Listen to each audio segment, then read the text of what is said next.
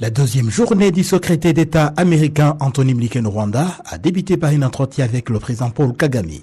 Le diplomate américain a révélé qu'il a évoqué avec le président rwandais le cas de Paul Rusesabagina, détenu au Rwanda. Nous continuons à demander au gouvernement de considérer nos inquiétudes sur le respect de ses droits et faire en sorte que des cas similaires ne se produisent plus dans l'avenir.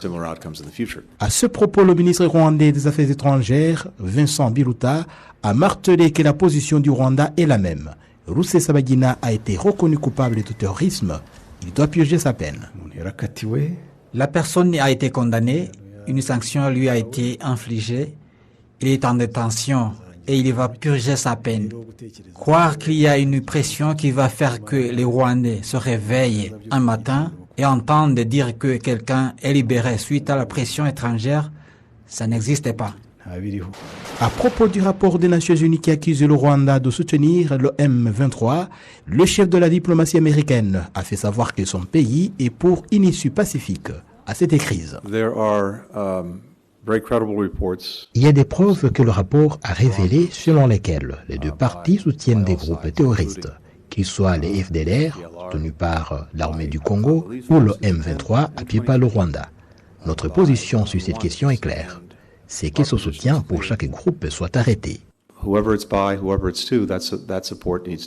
Face à ces accusations, le Rwanda continue toujours de clamer son droit de défendre son territoire.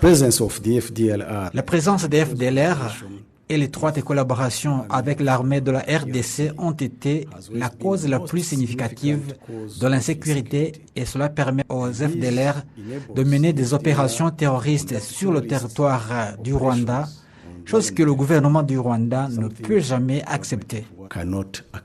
Le passage du secrétaire d'État américain à Kigali après long séjour en République démocratique du Congo donne l'espoir de la poursuite des négociations pour trouver une issue aux problèmes de la sous-région, surtout que les États-Unis restent un partenaire clé de la République démocratique du Congo comme du Rwanda. Jean Thomas Manichimwe à Kigali pour VOA Afrique.